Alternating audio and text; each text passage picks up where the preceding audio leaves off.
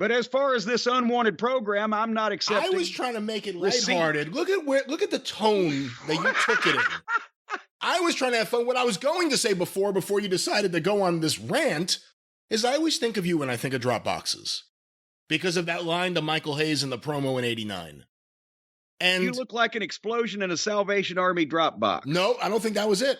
It was, I don't know if you used the word wardrobe, but your wardrobe looks like a Salvation Army drop box rejects. I think it was. Well, whatever the case. Well, and then I should have had a time machine to see what he would have gone into after that.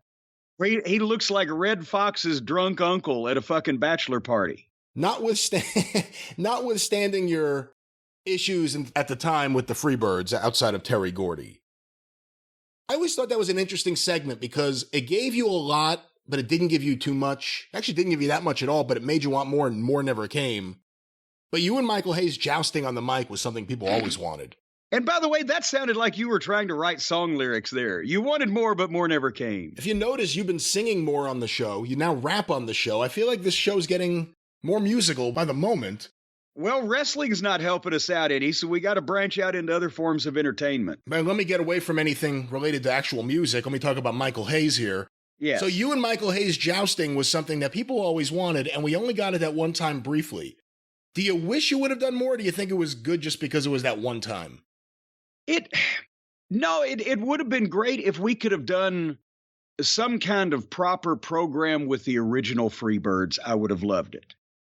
Because we only had, I think the only one-on-one, two-on-two match the Midnight Express had with two members of the original Freebirds was at the Charlotte Bash at the Memorial Stadium in '87, which was, we worked with Michael and Buddy, right? Yeah, I think so.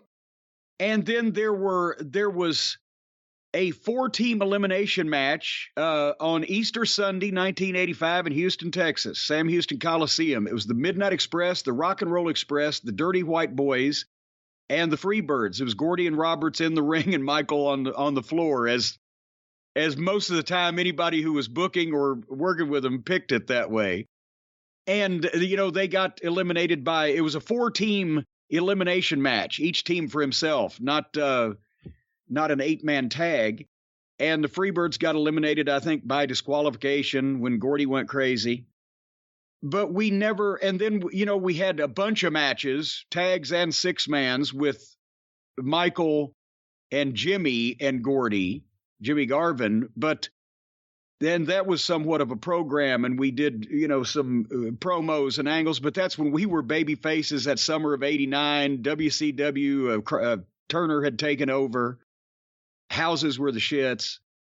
But we never got to really do interviews or programs with the original set of Freebirds, and that would have been fun. I guess, me and Michael, well, hell, we drew some money for King Kong and Godzilla, remember, on Super Scary Saturday?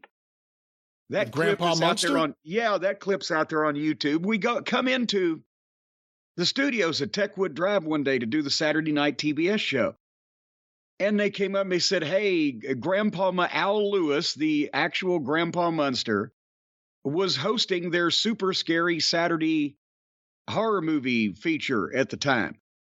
And some producer came in and said, hey, we want you and Michael Hayes to do promos because today's movie is King Kong versus Godzilla. And so we did the promos like he was, fuck, who'd I have now? They told us, because I would have wanted King Kong. I think I might have did I get Godzilla?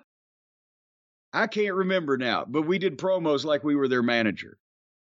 And that was, unfortunately, we didn't get to sell any tickets for that match. Now, today, they'd actually had it. They'd had 2 fucking goofballs dress up in King Kong and Godzilla outfits, and we'd had to stand out there at ringside and actually cheer them on to victory.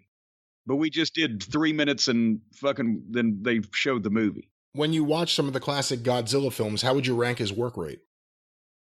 Actually, the whole Japanese monster movie genre was highly influenced by pro wrestling. And a lot of people don't realize this. But remember Ultraman? Are you old enough, Brian Last, to have watched Ultraman when you were a kid? Not when I was a kid, but when I was like a teenager and in my 20s, I went back and watched a lot of these things because I was always interested in them, and every now and then you'd see them and they looked awesome. And then and it still happens today, but around that time too, a lot of these things, I guess because of just the way pop culture's marketed, you started seeing the action figures in like Tower Records and stuff, not in kids' stores, but in a place for adults.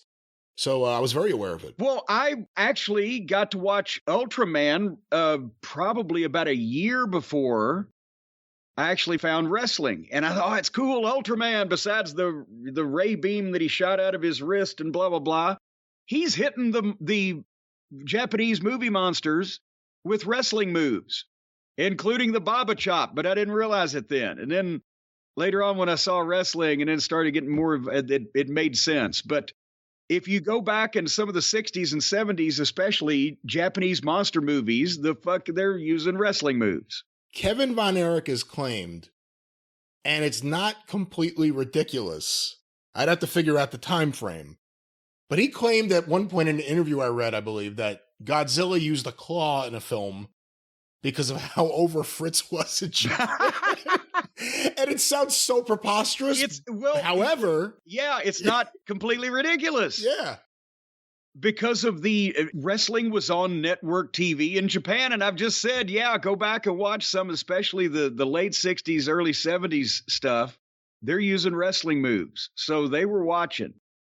It's not that far. I don't remember whether Godzilla was the one, because he had the T-Rex arms, right?